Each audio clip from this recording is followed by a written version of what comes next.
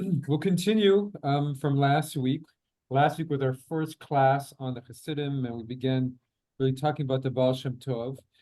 But we had a very interesting conversation throughout all of it, which was the difference between how we think about Hasidim now, which is when we think about Hasidim now, we think of very conservative Jews who wear black clothes and have payas and who are as as conservative as can be within the Jewish faith.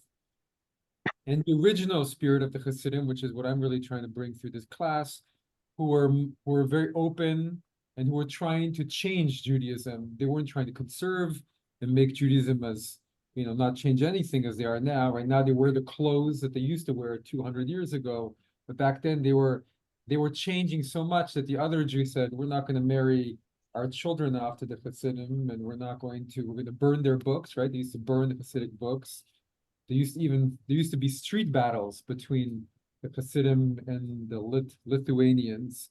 And the Lithuanian, which was considered pretty much everybody else, but it included the Polish and others who were not Hasidic, they put the Hasidim into cherem, right? They excommunicated them and declared them not. And that went on until the Reform Jews came along. And then once the Reform Jews came along and said, well, we don't have so much that differentiates us, and they joined together against the Reform Jews. And that's what they became kind of, the ultra-Orthodox, whether they're Hasidim or Litvak, now are one big group, right? They're all ultra-Orthodox. But the beginning, they're very different. As I said this last time, the Hasidim, when they started, the original, back then, Judaism had been the same for a long time. And if you were a pious Jew, you woke up early and you prayed early and you were very punctilious about doing everything. And Hasidim used to wake up late and used to pray for hours, and they used to dance and sway, and the other Jews felt this is not good for decorum and not good for their understanding. Why not? Some of them worked, but some of them did. Some of them were just disciples of their thing. But as I said, it was something that was probably very much needed in Judaism, because it came at a time of there'd been some of the worst pogroms of our entire history, Kaminsky pogroms in Poland, and the Jewish people were at a loss, and what they were doing was not working, and they were obviously looking for something. Because when Shabbatai Tzvi, the false Messiah, beginning of the 1600s, said, "I am the Mashiach," and the whole Jewish world believed them. People sold their property, getting ready to travel to Israel to begin life anew, and the whole world believed he was Mashiach, and had some kind of charisma to do it. But then when he turned out not to be the Messiah, and he ended up going to Istanbul and converting to Islam, and it broke the heart of the whole Jewish world. So between that and the pogroms, the Jewish people were in a really bad place. And also there was a rabbinic elite that were running the whole show. And I think there was a big gap between the people and what they were practicing. And at least this is a little oversimplified, but the Judaism at the time was very intellectual.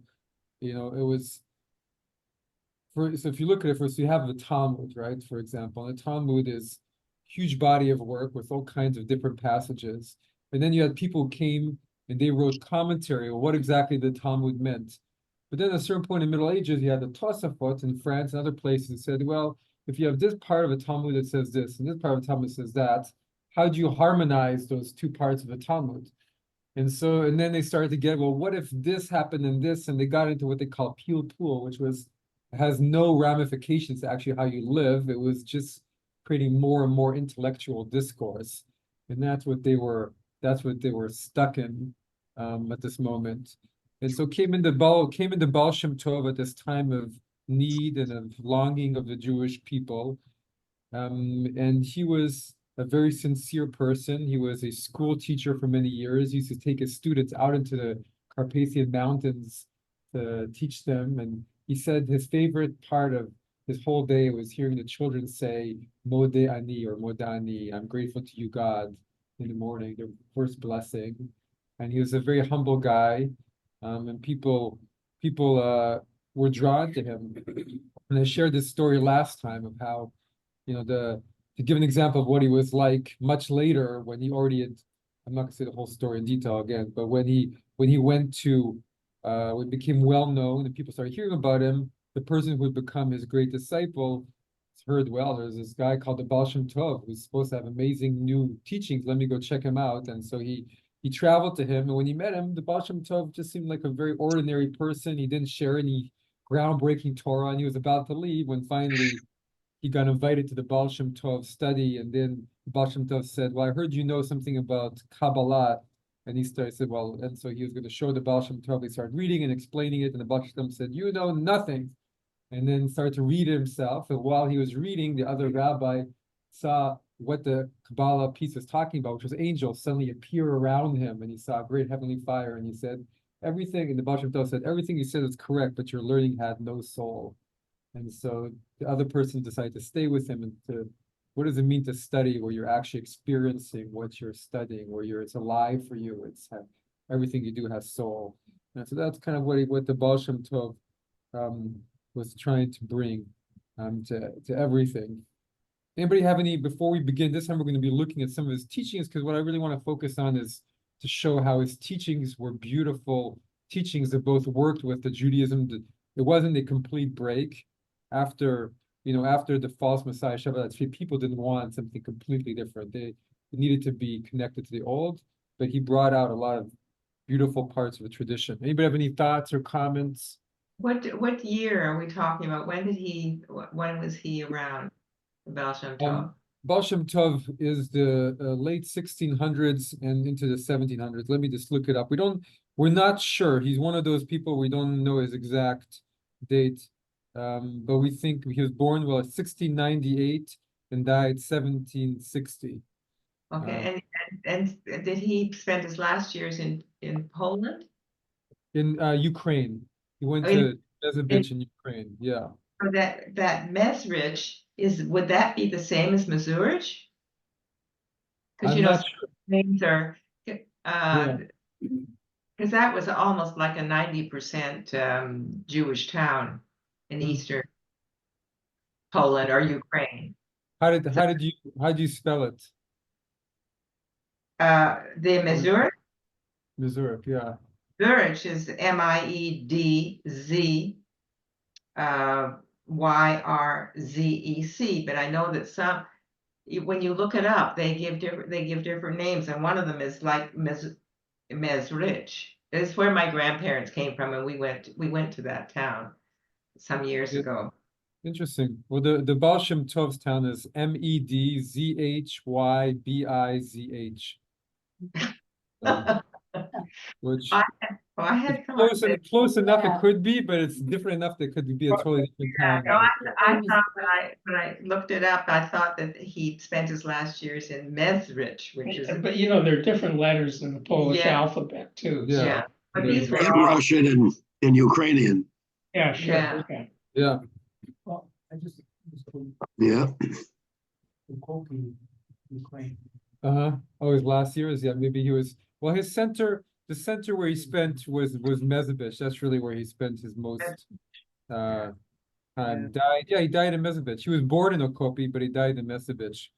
And to this day, there is actually something to start again in modern times, because there was all these graves of the Hasidim that are all around Poland and Ukraine, and they were languishing, for a while, but and a lot of people in Israel started to go back to these places, and now they go to them. And if you can go to the grave of the Baal Shem Tov in Mezhebich, Ukraine, and it's a big center. They've got a big synagogue there, and people are always there and feel it has a lot of presence. And Jewish lords. It's like the Jewish lords, exactly.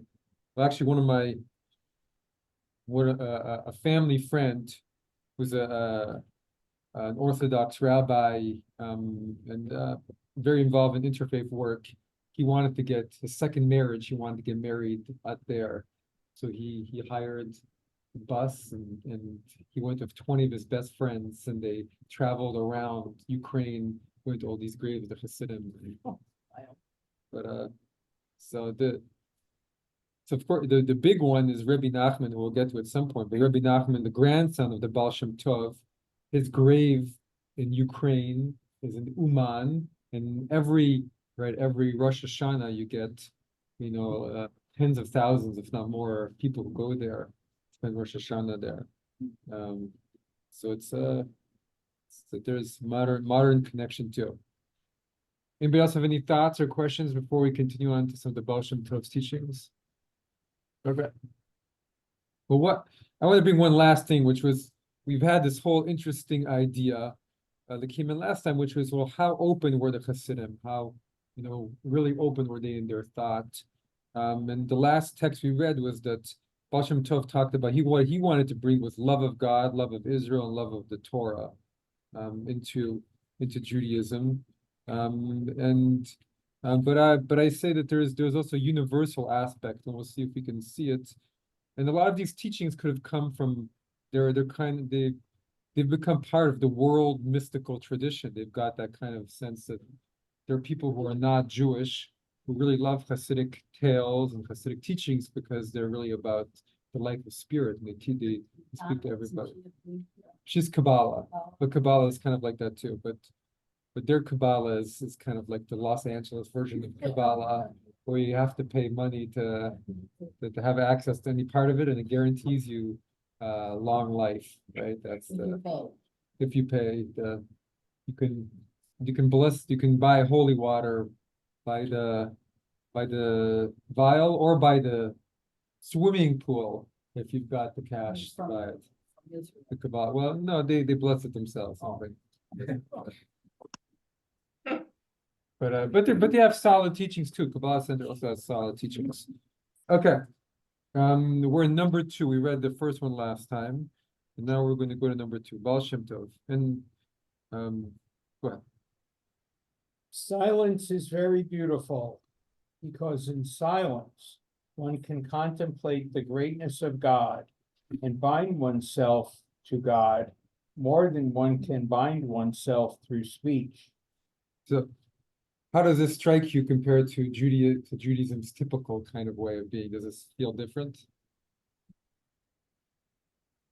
Well, considering on Shabbat, at Minyan, Yeah. at home away, we've got prayers to say. Yeah. And we're supposed to, well, some we say silently, and some we say out loud, and some we mumble, and so it seems very different because it's more, this one feels more contemplative as opposed to doing. Beautiful. Yeah. I mean, even a silent prayer, right? Or we call it the silent prayer. Well, you're supposed to move your lips enough that you can hear the sound of your own prayers. That's the Jewish law about it, not for other people. So even in silence, we're still moving and still talking. So it's a little bit different. And if you ever go inside a yeshiva, it's not too silent in there. It's pretty loud.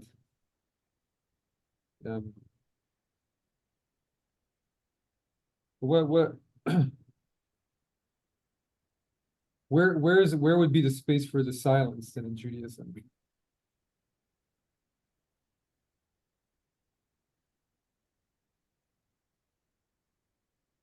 Maybe in between the letters. Yeah. I mean, you got to create it, right? It's not too we especially the way we lived for thousands of years in little shtetls, and not too much space for that silence. But one of the things that the scholars talk about a lot, the Hasidim, is that nothing just appeared out of nowhere, but they also felt they were reviving ancient traditions. They were making Kabbalah accessible, and they, at some degree, they felt that they were living the traditions of the prophets themselves, right? So back in biblical times. So the prophet Elijah, right, the prophet Elijah, he's fleeing Jezebel, and he goes to Mount Sinai. And when he gets to Mount Sinai, he feels like there's a big fire, but then God is not in the fire, and then there's an earthquake, but God is not in an earthquake, and then there's a wind, but God is not in the wind, and finally he hears a still small voice, and God is in the still small voice, right? So we know the story. But it's a beautiful story. And so the Baal Shem Tov is trying, it's like they're reconnecting to that spirit of Judaism that might have been forgotten, trying to bring it back, that sense of having. So that maybe if you're quiet, you can hear God's voice, which is if you're so busy talking, you can't. Yeah. Yeah. That. So maybe before the Baal Shem Tov, we were too busy talking to God. We weren't always doing a good job of listening to God talk back to us, and he spent many years in the Carpathian Mountains, as mentioned, when he was young, going and just walking and meditating, presumably, and doing things. But this is a very important idea of there's something through Hasidim, there's something beneath the surface if you can be quiet enough to hear it. So let's go to our next one. Sometimes a holy person will sit among a group of people and speaks to and relate what seems like stories about unimportant mundane matters. However, in truth, even as the holy person is sitting among them, they are bound in their thoughts to the Holy Blessed One. And the words that they speak, even though they may appear to be worthless, materially minded chatter, in fact, through these words, they are thinking about and relating to the other's holy spiritual matters. And the same is true for the stories they tell others and all the matters they discuss with them. In all of them reside words of love and awe for God that are bringing the divine consciousness down into our physical reality. So is this saying, if you have a bunch of people and they sit around, and no matter what they talk about,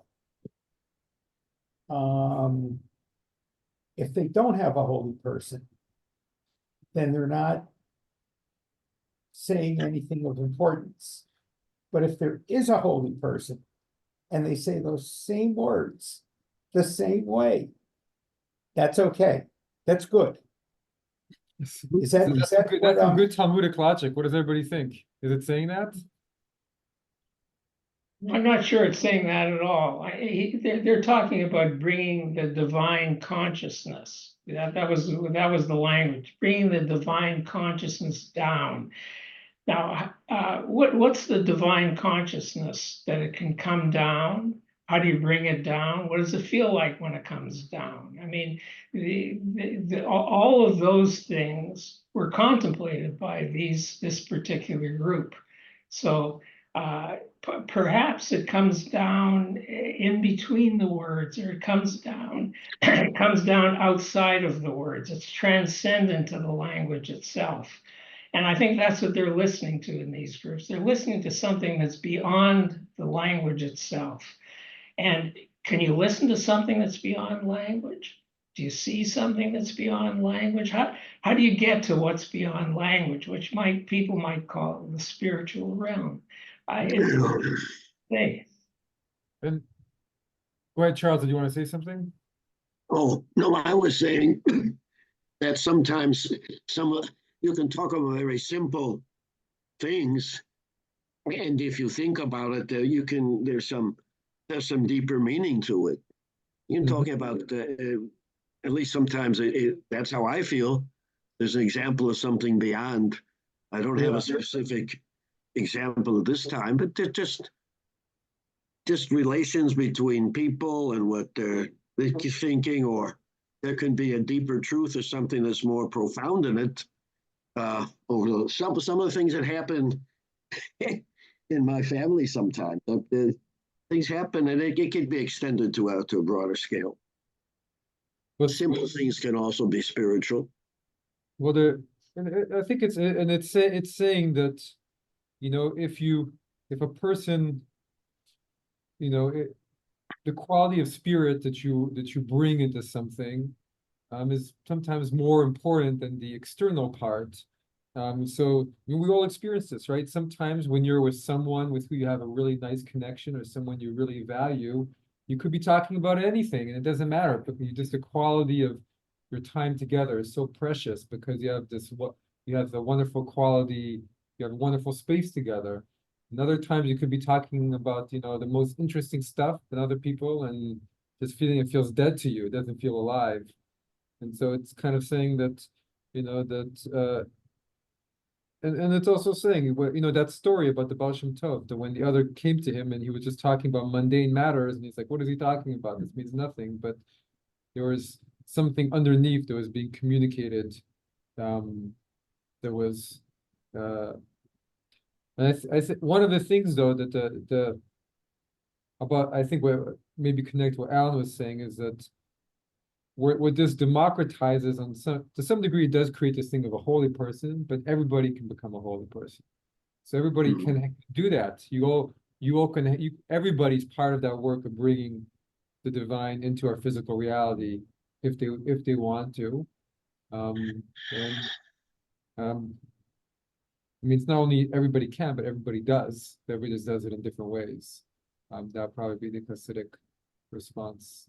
That's what it means to be a human being, is to bring, we have the divine spark. We have an image of God, so we're trying to bring godliness into our world. Anybody else have any? To strike them another way?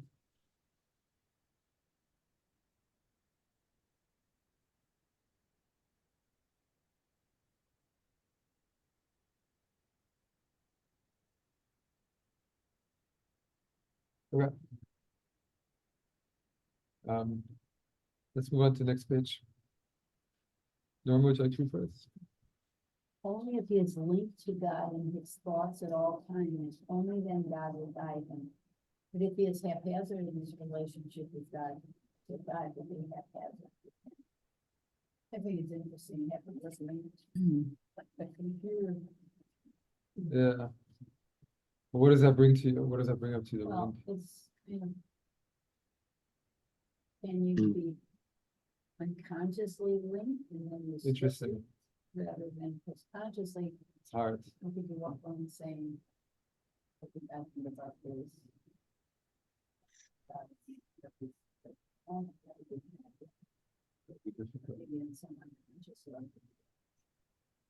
Beautiful. Yeah. Well, if you say the Shema in the morning, maybe really in the full heart, maybe that connects you to some degree for the rest of the day, right? So if you maybe one of the reasons you go to Minyan, right? You go to Minyan because it gives you a nice feeling and kind of stays with you for a bunch of time afterwards, and you feel like you're in a good space. But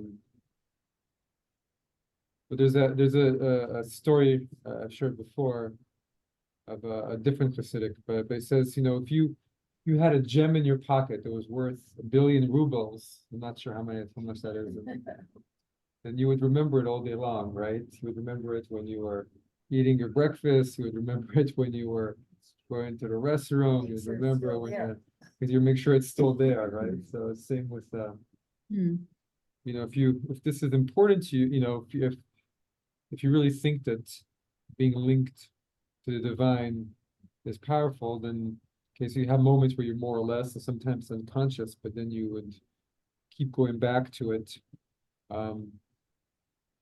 And so this is Simplest. Yeah. So the Baal Shem part, what the Baal Shem Tov is saying is that the more you turn in that direction, the more that direction turns to you. Yeah.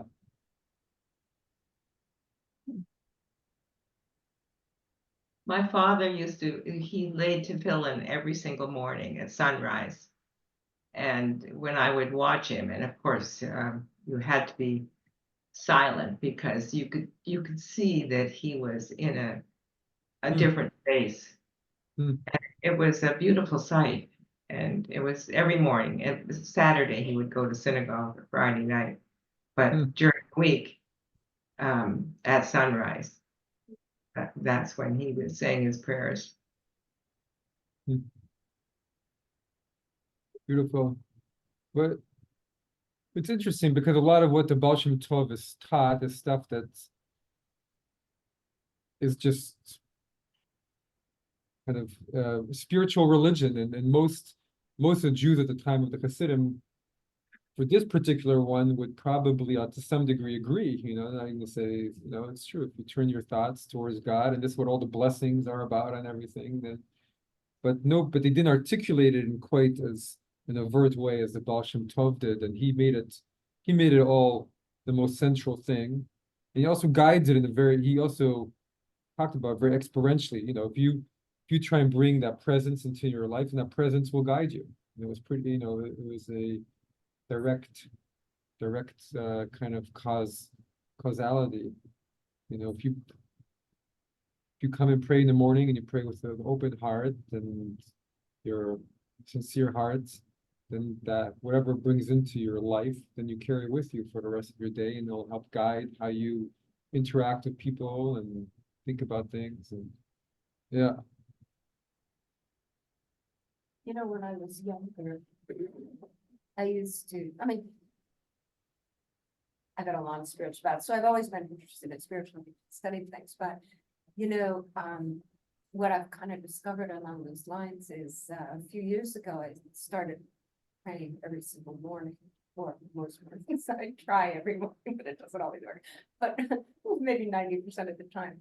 And I do find that it's like it's completely changed my spiritual relationship, because you're centered on God in the morning, and that guides your life. And I think it actually kind of changes who you are over time, because it's not just, I am a big mountaintop kind of person, gym brain, stuff like that. But it's also when you read, because these are, written, somebody else created these prayers. And when you read these, like the Psalms are a big part of it, and that sort of thing, you're constantly reminded. It's not your own thoughts, but you're constantly reminded of who God is, and that's where you're kind of fed. I guess that's the best way to describe it. So Beautiful. Yeah. This passage, Yes. strikes me as somehow more severe than I would have expected, given all of the other things that we've said about the Baal Shem Tov. Because it's pretty unforgiving. Only then will God guide him, and God will be haphazard with him. This doesn't sound like the same person very much to me. Well, there's an interesting. There's different things going on, and there could be an evolution, and it could also be some of these teachings were taught to his, students who were already pretty committed, and it might be that he wouldn't, this is for people who are already on his path, kind of thing, and he wanted to really push them forward and make sure that they work, but it's true, there is a lot of his ideas about God and connecting to God, they're often it can be a little stark in terms of how we would teach them. I'm not sure if that's how he would teach, if he came in the shtetls where he was, let's say he went to give a sermon in the main place, and there were people who were just living their lives, he might not have said the same thing. He might have said something that could inspire them, guide them where they were. But when he was talking to people who he thought he wanted to help them go forward, he might give them a little bit more of an uncompromising view. But it's true. This doesn't feel like the same man who's like going around the mountains and just gathering people around him. He's giving he's pushing people along a little bit strongly. But I think we'll see this in his teachings. The legend and how his voice comes through in the teachings. In the teachings, his voice comes through pretty strongly. Yeah. Howard, would you like to read for us the next one, if you mind? In the same way that there was an exile and then redemption in Egypt for the whole of the people of Israel, so there is an exile and redemption for each individual person. This is the interpretation of Psalm 69:19. Draw near to my soul and redeem it. Therefore, before we pray for universal redemption, we must first pray for the redemption of our own soul. Okay. That's a pretty big idea that and one that in our day and age probably is not picking up that often. But before you pray or work for universal redemption, you first pray for the redemption of your own self. And I mean, again, I remember once when I was a journalist and I was living in Montreal, and I had an assignment to go interview the head of a Buddhist center in an area of Montreal where there was a lot of young people. And so I asked her, what's your message for the young people here in Montreal on the plateau? And she said, well, my message is, I often say to them, because a lot of them are activists and now in the streets protesting, and she said her message to them was, first work on yourself and find out who you are, and then go out and protest, and you'll see it will be a lot more powerful in what you're doing and in your protest. And so this reminds me of this a little bit of that, and the way it's not quite exactly what he's saying here, but he's saying, we each have to leave Egypt first ourselves, and by leaving Egypt, if you leave Egypt yourself, then you're contributing to everybody leaving Egypt, which is not maybe that intuitive. I don't know. What do you think? We tend to be focused on helping everybody leave Egypt at the same time, or helping people who we don't think of ourselves being in Egypt, for one. We think we're doing fine, we're all good, we're Well, every year Seder yeah, reminds us that we should think about ourselves as if we were in Egypt. yeah, And somehow without that reminder, it doesn't always happen. yeah, Or I would say it doesn't often happen. yeah. But we all carry a little bit of Egypt within us, right? And there's sometimes how we act with the people we love, or just the people around the world, or even how we act for our own selves. We're all under bondage a little bit. But if we're able to, every time we redeem ourselves a little bit, then we're able to uplift just the people around us in their own lives. That makes a huge difference to their lives and to everyone else and people we encounter on a daily basis. And I mean, I often talk about this, and when I was working in Nepal and doing volunteer work there, and I was with Israelis and Jews from around the world who would go on to these little Malayan villages to help people. What they would, at least in this case, what they would often find is that it was not so easy to help other people. And sure, you can bring a big bag of rice into the village with you, and okay, that helps them for 2 weeks. What then, and even if you give them rice day after day, but to actually help a person is not so simple. And what they would say, and this is my brother's trope, we used to work on this, but he'd say that the ones whom it was easy to help, they probably already helped themselves and found a way out of where they were. And they'd found a way to, out of their sort. And so a lot of the people who are really struggling in deep poverty and having, it's because there was other things going on too.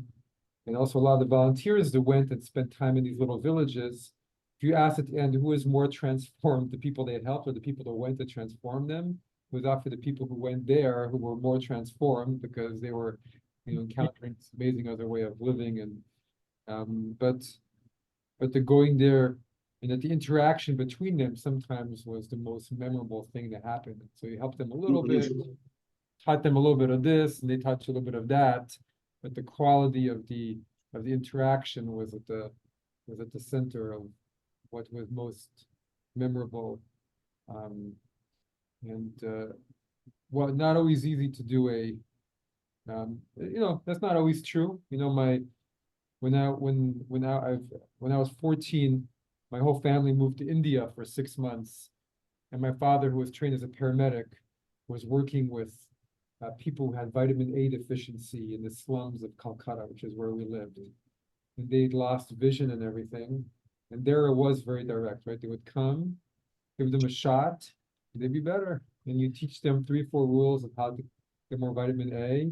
And there's one more person whose life was better. And so that was a thing where it was easy. There are places where it is easier to better people's lives. But I think part of what this is saying is that if you're able to redeem yourself and help yourself bring these things into your life, then that affects not only you, but you're part of the redemption of the whole of the world. All right, let's go to the next one. Morris, do you mind reading number 6 for us? Baal Shem Tov how to go on to a portion of their sheep. We have received the tradition and experience of the Baal Shem Tov that when someone who outside sees a wrongdoing in another person, it's certainly not a random event. Why did God create the circumstances that showed him this wrongdoing? Rather, we are compelled to say that he must have had the choice to do something like this same wrongdoing with himself. And they have shown him from heaven the other person who knew, so that he will get into him.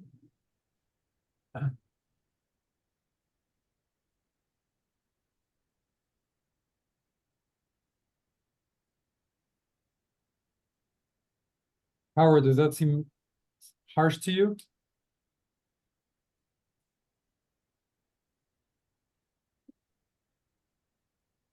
What do you think about that as a therapist?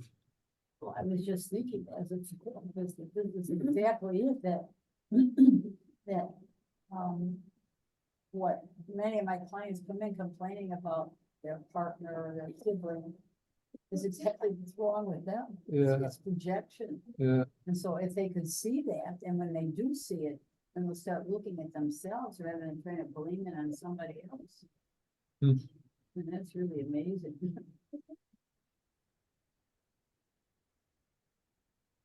you have any examples that come to mind, or so if you see your partner, you think, oh, my partner is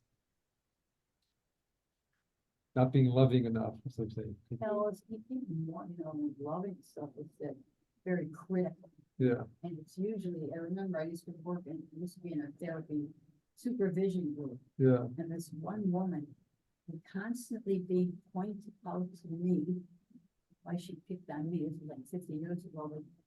But she would be critical of what I was wearing. She was critical of what I was saying.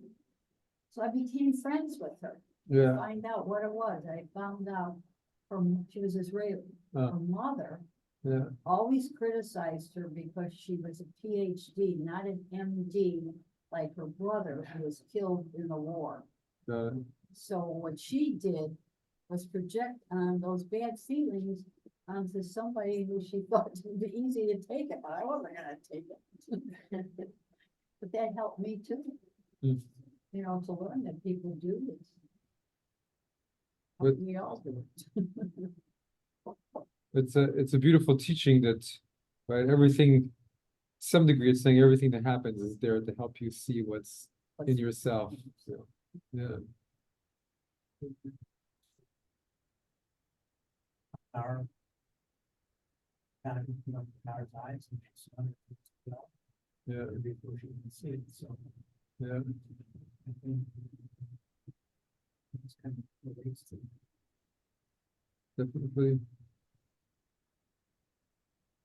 Well, and that may be one of the main themes throughout all of these teachings, is that, you have open eyes, there's a lot going on under the surface within all of our lives. And the more you're open to it, the more you're self-aware, and you get to and you're living in a place, living from a place of spirit. And maybe that's why the Baal Shem Tov's teaching sometimes are a little bit, they can be a little bit strong. I mean, even this one's very strong because it's meant to kind of wake us up, because it's very easy to just kind of go through things like, but it's trying It actually seems less to me. You asked the question a moment ago. I've been thinking Yeah, about it. yeah, In the yeah. first instance, at the top of the page, Yes, it says only if he's linked to God in his thoughts at all times will God guide him. And in Yeah. in the passage we just read, it appears that whether or not he is linked that's with true. God, God's going to intervene and sort of Teach you. Yeah. teach him. So what do you think is the difference? Well, I think that the second one is more nurturing and less punitive. But how are both true? Oh, I'm not going to touch that one. Interesting. What could be that when he's talking about God will guide you, then he's talking about a whole other level of being guided by God, right? That if you really think of God all the time, then you really get, it's not, God is always there, right? The Baal Shem Tov, he's teaching, and it's really interesting because this is a whole, you don't get this, you get bits of this in parts of earlier commentary. And actually, I said this last time, but I wanted to bring up more of it, that all of this is to some degree in earlier Judaism, though it's not as directly put.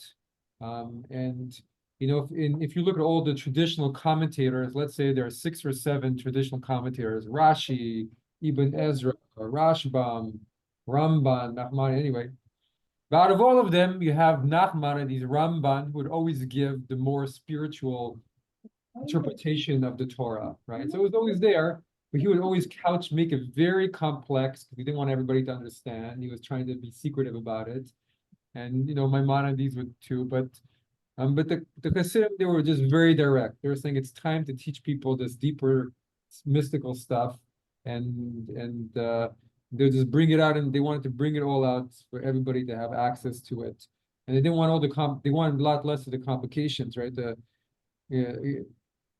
In an earlier version of some of these teachings, you would have so much complexity, but here it's just saying as it is, which I think is refreshing and important. Okay. Let's move on to the next one. Baal Shem Tov Torah Mud HaTfilah. These are 4 little teachings taken from a whole volume of his work on prayer, but this one's really about study. And again, I remember when I was trying to look for it because I wanted to talk about it. But one of my favorite explanations for the history of the Hasidim is in the book The Chosen by Potok. Yeah, Potok. And when Reuven's father is talking to him and trying to explain to him the other boy, what's his name, the other boys? Anybody remember? No, it's been so many years. So there, Reuven is the boy, and then Daniel. Yeah, Daniel is a son of a Hassidic dynasty, and he's the son of a scholar or a JTS or something like that. And they get along. And his father, to make him understand Daniel, he gives him a whole lecture on the Hasidim and where they come from, and it's really, really beautiful. And really presents it in a very kind of accessible way. He talks at length about how the traditions of study before were become so boring and elitist, right? It was only the top rabbis who were studying, and most people couldn't study, and it was such a high level, and it was so intellectual, and it was so and then so the Hasidim came and they tried to make study different. And this is some of maybe 4 of his core teachings of how study should be different. Anybody want to read this one? I'll read it because I like it. All right. The rabbi said, verified. God has nothing in this world except Arba, Amo, Shel, Halacha, 4 cubits of Jewish law.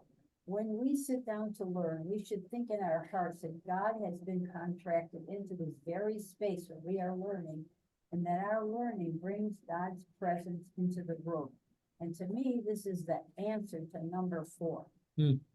If you do 7, Yeah, You'll get then it's 4. happening, right? Exactly. you learn.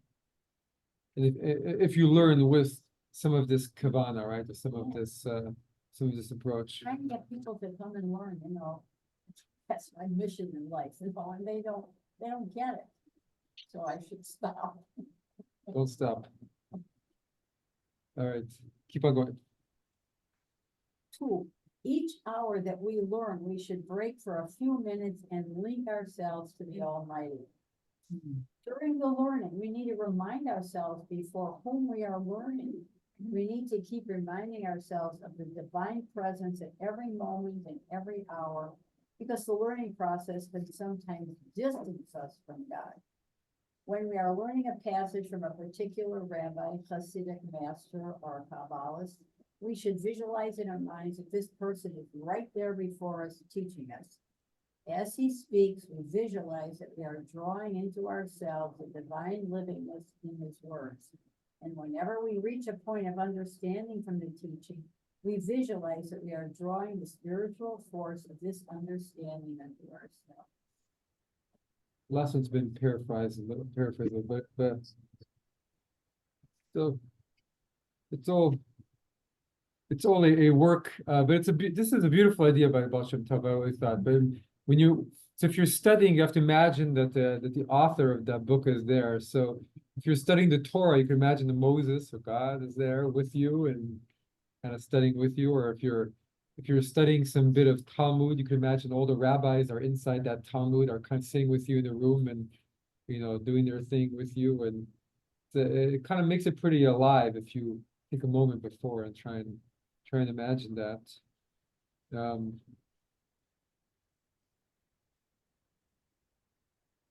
Because the learning process can sometimes distance us from God.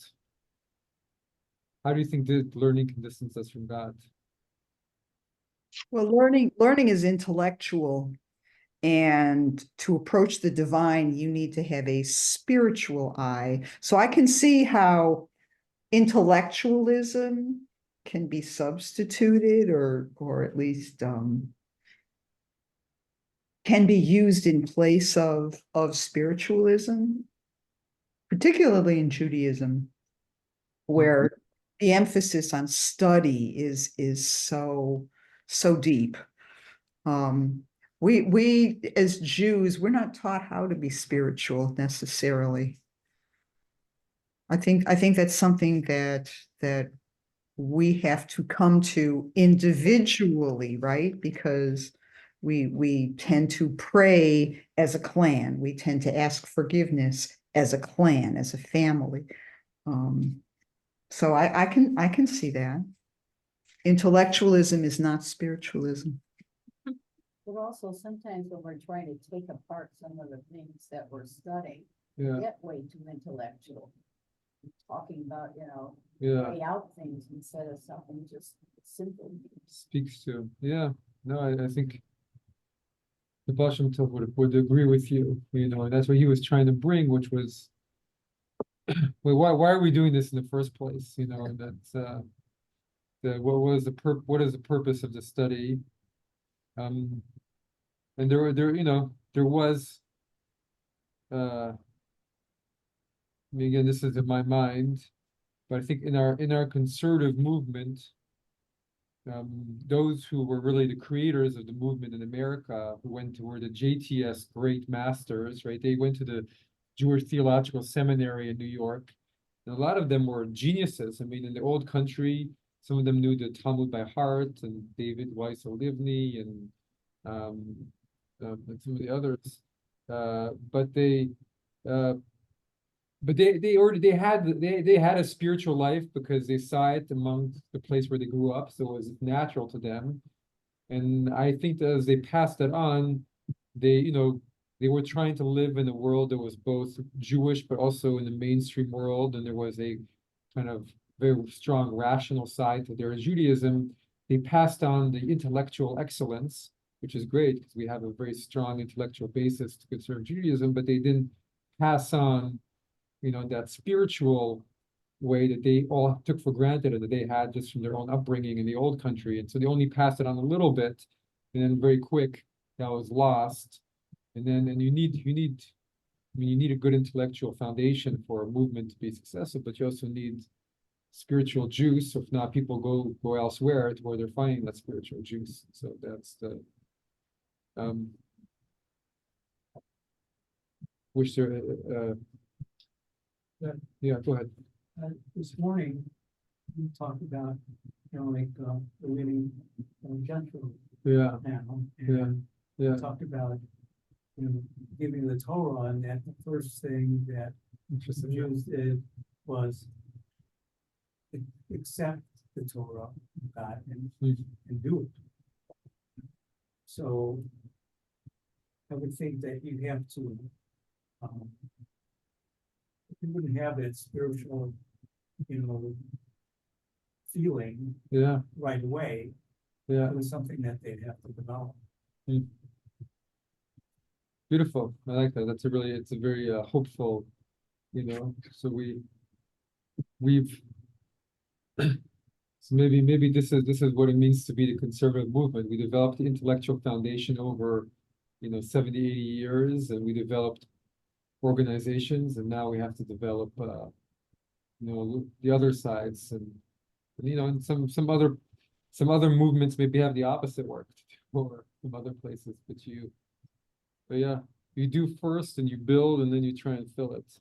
And it's true, the slaves, what did they understand about all of, they just, we're gonna do it, then we'll figure it out, right? It says in the Torah that when God says, will you be a holy nation, and they said, we'll do it, and then we'll understand. So they just, and maybe it's part of who we are. I like that. So I think we'll end here. I have to end a little bit early. But I wanted to end with one of the core ideas of the Hasidim, which was that they said everything has a soul and a body. Just like we have a soul and a body, they say that every divine commandment, every mitzvah has a soul and a body. And so whenever you do a mitzvah, whether it's giving charity or praying or whatever it is, there's the body, which you have to have some vehicle for it, but there has to be a soul to it too. You have to fill it with your intention. And it's only when you bring the two together that if you have no body for it, there's nothing to contain the soul. But if you have no soul, it's just empty. And so if you're doing something and you don't bring your soul into it, then it's too empty. And that's maybe one of the most fundamental ideas, and the one that he was trying to bring, so that. And he talked about it for every single mitzvah. We talked about it last time, and I'm here. But even giving charity, right? Giving charity was, you do it with the intention of that the coin is the letter Yud of the God's name, and the giving hand is the letter hand, and the outstretched arm is the letter Vav, and then the receiving hand is the letter Hey, spelling out God's name in Hebrew. So that when you're giving charity, you're also bringing God into the world. Especially if you have that intention, if you bring the soulfulness into it. So Some people may not understand, and because of that, they don't like it, because they don't think there's enough meat there to discuss, rather than look at what it really is all about. Yeah. Well, it's we could, if we brought the stuff that's around all of this, there's a lot of discussion of language and everything. But the Hasidic teachers tend to be, just kind of basic teaching. These are the basic ideas, but they're inspiring ways to live Judaism. So. I think so. Sure, think so. Thank you, everyone. Thank you. Thanks a lot. Thank you. Thanks. Yeah. Thank you. Bye. Bye.